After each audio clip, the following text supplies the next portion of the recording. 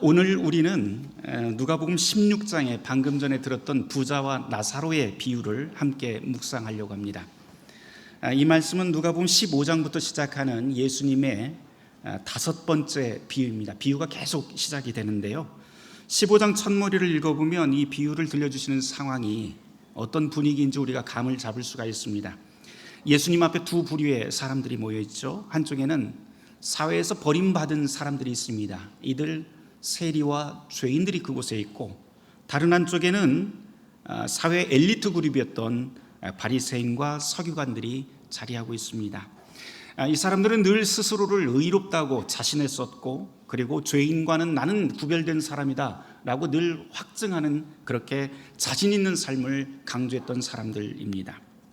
예수님께서 이 두 그룹을 앞에다 두고 바라보면서 연속해서 비유를 말씀해 주시는데, 잃은 양, 잃은 드라크마, 탕자의 비유, 그리고 불의한 청지기의 비유를 들려주셨습니다. 우리가 이 이야기는 지난주까지 같이 나눴었습니다. 그리고 드디어 마지막 우리 비유라고 할 수 있는 오늘의 주제인 부자와 나사로의 비유를 오늘 예수님께서 들려주십니다. 그런데도 놀랍게도 예수님께서 들려주시는 이 말씀은 다 똑같은 자리에서, 한 자리에서 계속해서 들려주지만 듣는 사람이 누구냐에 따라서 전혀 다른 메시지로 전달됩니다. 교만한 사람들에게는 주님의 이 비유가 경고와 심판의 율법으로 들리고, 겸손한 자들, 또 하나님의 은혜를 갈망하는 사람들에게는 위로와 소망의 복음으로 들리게 됩니다. 그러니 같은 자리에서 예수님의 말씀을 똑같이 듣더라도 어떤 사람들은 속이 부글부글 끓어올랐을 테고, 또 누구는 한없는 위로와 평안, 그리고 삶의 용기와 도전을 얻게 됩니다. 이게 바로 예수님의 말씀입니다. 이제 오늘의 말씀 함께 나눠보도록 하죠. 성경을 펼쳐보시고 우리가 같이 함께 찾아서 보도록 하겠습니다. 누가복음 16장 19절부터 우리가 함께 확인해 봅니다. 첫 구절이 이렇게 시작을 해요. 한 부자가 있어 라고 하는 말로 시작이 됩니다. 눈치채신 분들이 있을지 모르겠는데요, 지난주 우리가 묵상했던 16장 1절 말씀과 아주 비슷하게 시작을 합니다. 거기서는 어떤 부자에게 청지기가 있는데 라고 하는 말로 시작을 하죠. 다 부자에 대한 이야기가 나옵니다. 우리는 종종 예수님 별로 돈에 관심이 없을 거야 라고 생각을 하지만 아니요, 그렇지 않습니다. 복음서 전체를 보면 이 돈과 재물의 사용에 대한 관심이 상당히 많은 것을 우리가 곳곳에서 찾아 읽을 수가 있습니다. 그럼에도 불구하고 이렇게 짧은 간격으로 부자라고 하는 인물을 계속해서 등장시키는 건 매우 특별한 경우라고 할 수가 있습니다. 이건 예수님께서 이 인물을 통해서, 부자를 통해서 우리에게 무언가 중요한 질문을 던지고 계신다라고 하는 반증으로 볼 수가 있겠지요. 여러분은 부자를 어떻게 생각하시나요? 사람들은 부자 되기를 꿈꿉니다. 고대 사회나 오늘날에도 흔히 부라고 하는 것을 성공과 미덕으로 생각하는 경향이 있습니다. 성실히 일하고 의롭게 살아가는 좋은 사람은 물질의 보상을 받게 되어 있어서 이렇게 부자가 될 수 있다고 사람들은 생각을 합니다. 또 반대로 부를 가진 사람들은 그것을 획득할 만큼 똑똑하고 근면하며 의롭게 살았기 때문에 그렇게 되었다라고 그렇게 여기기도 합니다. 그래서 사람들은 그렇게 부라고 하는 것을 사회적 지위와 미덕을 증명하는 훈장 정도로 생각을 하고, 나도 부자가 되고 싶다라고 하는 생각을 늘 하곤 합니다. 하지만 예수님께서 오늘 우리에게 들려주신 이 비유를 잘 들어보면 부자가 되길 꿈꾸는 우리의 통념을 정면으로 도전하십니다. 오늘 비유가 참으로 특별한 것은 부자는 이름조차 언급되지 않지만 상처투성이로 부자의 대문 앞에 앉아있던 가난한 사람은 이름이 있다고 하는 사실 때문입니다. 그 이름 나사로라고 하는 이름이죠. 주님은 전혀 다른 삶을 사는 이 두 사람의 이야기를 들려주면서 참된 미덕, 참된 삶의 가치는 도대체 무엇일까라고 우리에게 되묻습니다. 본문을 한번 확인해 볼까요? 19절입니다. 비유 속 부자는 화려한 옷을 입고 날마다 호화롭게 잔치를 벌입니다. 그의 삶은 풍요로움 그 자체였죠. 이와 대조적으로 그 집 문 앞에 있는 나사로라고 하는 병든 거지가 있습니다. 버려진 사람이고 헌데투성이 상처투성이 몸입니다. 이 사람이 바라는 유일한 소원이 있다면 그저 부자의 상에서 떨어지는 부스러기로 허기를 채우는 것, 그것뿐입니다. 부자의 호사스러움과 거지 나사로의 비참함, 그것을 구분하는 것은 고작 딱 하나, 문 하나 차이입니다. 사람들은 이 비유를 들으면서 자칫 잘못 생각하는 게 있는데요, 부자가 이 거지를 잔혹하게 대했다라고 생각을 하지만 예수님께서는 전혀 그런 이야기를 하나도 들려주지 않습니다. 다만 우리가 좀 고려를 해야 될 것이 있는데, 당시에는 당연했지만 2000년이 지난 오늘 우리가 고려해야 될 사항 한 가지 정도는 있습니다. 이 고대 사회에서는 부유한 사람이 반드시 해야 될 의무 같은 게 있었는데요, 그 중에 하나가 바로 가난한 사람들에게 자선을 베푸는 일은 부자들의 의무 중에 의무였습니다. 설령 그것이 자기 과시의 목적이 된다 하더라도 후원하고 나누고 자선하는 것, 그것은 같이 살아가고 있는 이 가난한 사람들의 생계를 이어가는 최소한의 사회보장 제도였고요, 동시에 부자들은 이런 자선을 통해서 자기의 명예와 지위를 공고히 하는 방식으로 통용이 되었습니다. 그래서 아주 특별한 것이 있었어요. 1세기 중동에 가보면 그 문화를 이렇게 살펴보면요, 거기에 부잣집 대문 앞에 의자가 하나, 벤치가 있었다고 합니다. 그 벤치 이름이 뭐냐면 거린들을 위한 의자였다고 해요.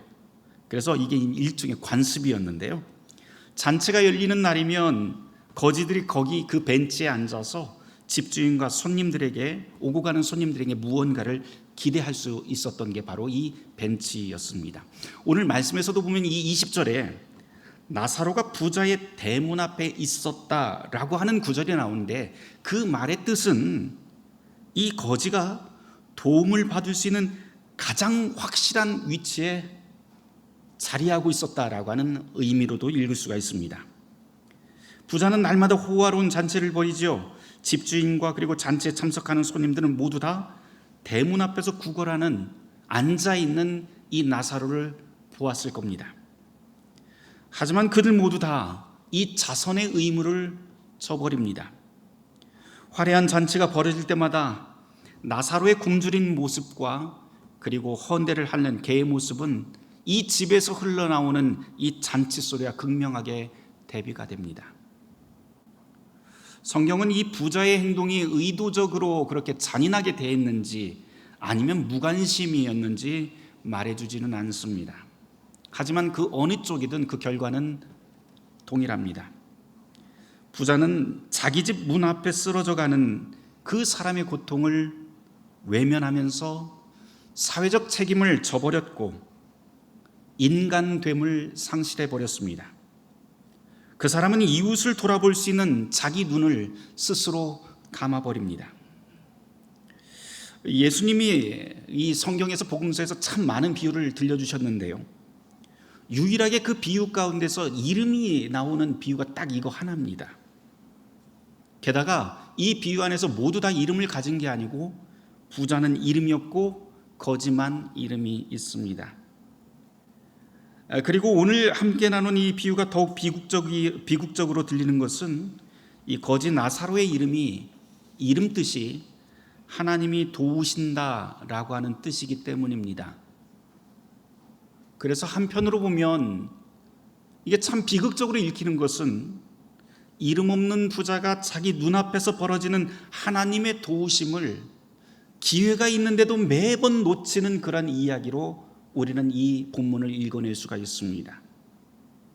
하나님이 도우실 수 있는 그 기회를 날마다 자기가 거절하면서 산 것이지요. 또 다른 한편으로 보면 하나님의 도움을 받고 산다고 하는 신실한 사람들이 당하는 모진 현실을 예수님께서는 은근하지만 참 아프게 이 비유를 통해서 우리에게 들려주고 있는 것 같습니다. 예수 믿는 사람이 왜 저렇게 아프게 살지? 라고 하는 말 우리는 종종 듣습니다. 하지만 예수님의 이야기는 여기서 그치지 않고 완전히 역전되는 삶을 다시 한번 더 우리에게 들려주는데요, 그게 바로 16장 22절부터 시작하는 말씀입니다. 둘 다 죽지요. 죽음이라고 하는 것, 그것은 하늘이 정한 일이니 누구에게나 찾아옵니다. 그런데 거지였던 나사로는 아브라함의 품에 안기고 부자는 지옥에서 고통을 받게 됩니다. 세상에서는 부자의 권력이 절대적이었죠. 부자의 말 한마디면 나사로는 먹을 것을 얻을 수도 있고 쫓겨날 수도 있었습니다. 하지만 이제 완전히 그 삶이 역전이 됩니다. 24절 말씀이죠.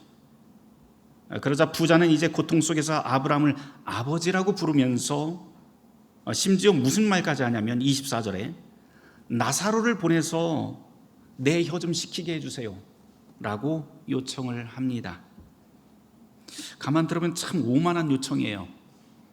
살아있을 때는 그리도 무시하던 그 나사로에게 이제는 지옥에서조차도 종처럼 부르고 싶어 합니다.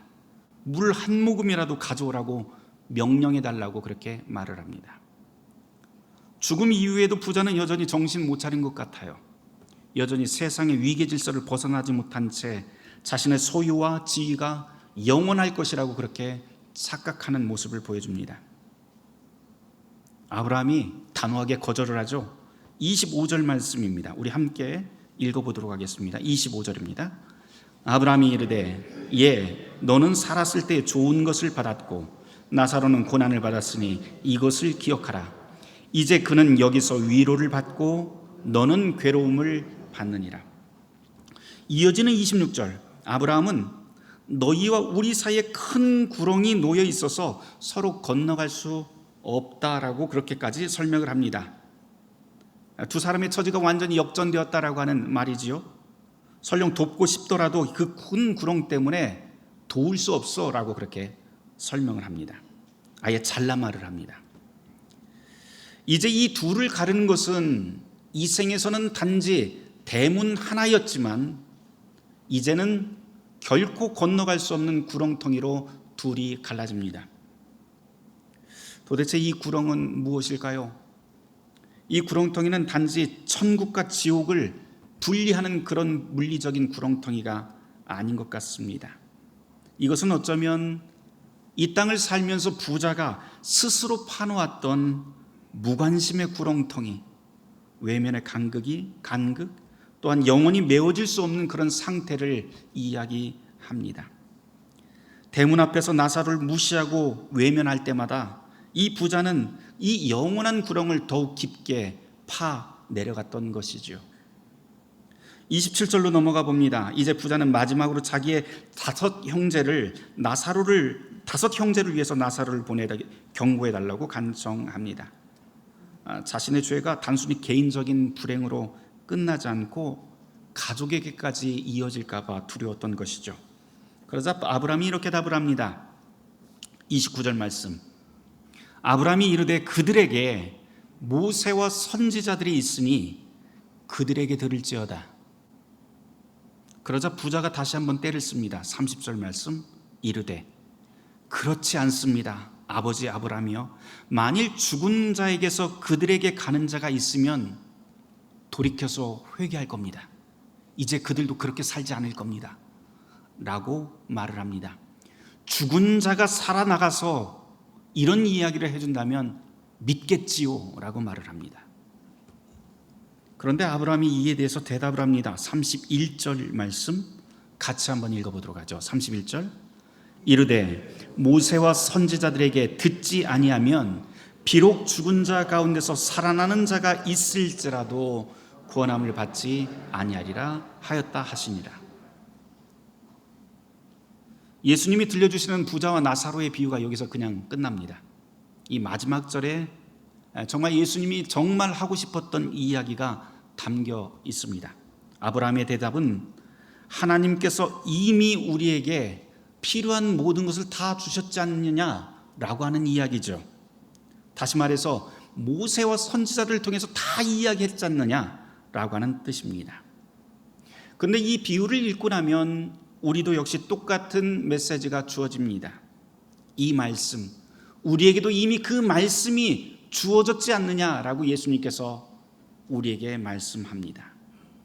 그리고 주님의 그 말씀, 그 성경의 전체의 말씀은 이미 이 땅에서 이웃에 대한 사랑, 정의, 정직함, 성실, 그리고 약자를 향한 돌봄과 관심을 명하고 있는 것이 바로 성경 전체가 우리를 향해서 말하고 있는 메시지입니다. 새로운 것이 아니에요. 그리고 오늘의 이 비유가 더욱더 우리에게 경고의 메시지로 우리에게 들리는 것은 이 말씀을 하고 계신 분이 바로 예수 그리스도시다라고 하는 사실 때문입니다. 그분은 십자가 부활을 통해서 우리의 구원과 영생을 이미 확실하게 하신 분이고 바로 그분이 오늘 우리에게 이 말씀을 전해 주십니다. 한 가지 더 우리가 더 주목해야 될 것은 예수님께서 들려주신 이 비유는 너희들 지옥 안 가려면 열심히 자선하고 나눠야 돼, 이런 뜻이 아니라고 하는 사실입니다. 그런 율법의 두려움으로 몰아넣으려고 주님께서 이 비유를 말씀하시는 것도 아닙니다. 오히려 이 비유는 우리 각자에게 주어진 소명이라고 하는 곳에 초점을 둡니다. 우리의 미덕은 얼마나 많은 재물을 가졌는지, 어떤 직업을 가졌는지, 지금 어떤 지위에서 어떤 권력을 행사할 수 있는 자리에 있는지, 이런 것으로 우리의 삶의 가치가 결정되지 않습니다. 종교학자 루터의 말대로 똥귀저귀를 빠는 여종이나 구두를 만드는 피장이나 고기를 자르는 푸죽한 주인도 거룩한 소명, 즉 성직으로 부름받았다. 그러나 자기 배를 위해서 살아가는 사람이라면 교회당을 향해 달려가는 주교라 할지라도 그는 성전이 아니라 지금 지옥으로 달려가는 것이다 라고 루터는 말을 합니다. 우리의 미덕은 어떤 직업, 어떤 지위, 얼마나 많은 권력과 재물을 가졌냐에 있지 않습니다. 거룩한 성직, 소명이라고 하는 것은 우리가 가진 것을 가지고 우리 이웃에게 무엇을 하고 있느냐, 그것으로 결정이 됩니다. 그것이 바로 그리스도인의 미덕, 또 하나님의 명령, 또한 하나님께서 우리에게 주신 소명이라고 할 수가 있습니다. 우리는 각자 하나님께서 부르신 삶의 자리가 있습니다. 가정, 직장, 시민사회와 국가, 그렇게 하나님이 주신 삶의 터전에 바로 하나님이 주신 거룩한 소명들이 있습니다.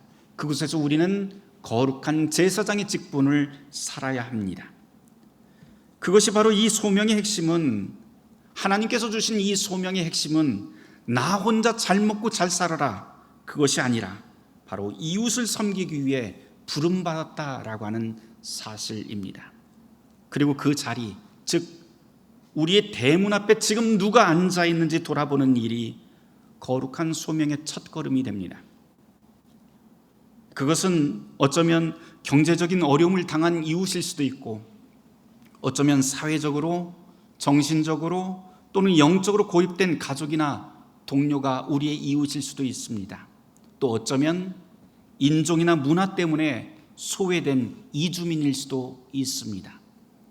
이들을 위해서 할 수 있는 일을 너무 크게 생각하지 않아도 됩니다. 여러분, 오늘 이 말씀, 예수님께서 들려주신 이 비유를 한번 잘 읽어보세요. 거기에 나사로가 바랬던 것이 무엇인가요? 부자를 향해서 큰 것을 요구했나요? 아니요. 나사로가 정말로 소원했던 것, 바랬던 것은 딱 하나입니다. 그는 부스러기만을 바랍니다. 우리에게는 남아서 버려지는 부스러기 같은 그 작은 관심과 자원만으로도 누군가의 생명을 살릴 수 있고 그 생명을 달라지게 할 수 있다는 것을 오늘의 말씀은 우리에게 들려줍니다. 오늘 말씀을 통해서 다시금 되새겨야 할 질문은 바로 이것입니다. 내가 그리스도인으로서 무엇을 더 해야 될까? 이런 막연한 질문이 아니라 내가 살고 있는 이 집 대문 앞에 내 바로 곁에 앉아있는 나사로는 과연 누구일까? 내 집 대문 앞에서 부스러기를 바라는 이웃은 도대체 누구일까? 라고 하는 질문부터 시작을 해야 됩니다. 사랑하는 성도 여러분, 이 자리에 우리 모두가 문 앞에서 눈과 귀를 닫아버리는 그런 부자가 되지 않기를 소망합니다. 무관심은 이웃과 우리 사이에 큰 구렁텅이를 만들고 이 땅에서 우리 모두에게 지옥의 현실을 맛보게 만듭니다. 바라기는 세례받아 그리스도인으로 소명받은 저와 여러분이 눈을 뜨고 귀를 기울여서 우리에게 이미 주어진 것으로 이웃을 섬기는 복된 청지기가 되시길 주님의 이름으로 축원합니다. 모든 지각에 뛰어난 하나님의 평강이 그리스도 예수 안에서 우리의 마음과 생각을 지키실 것입니다. 아멘. 오늘 말씀을 놓고 잠시 묵상 기도하는 시간 갖도록 하겠습니다.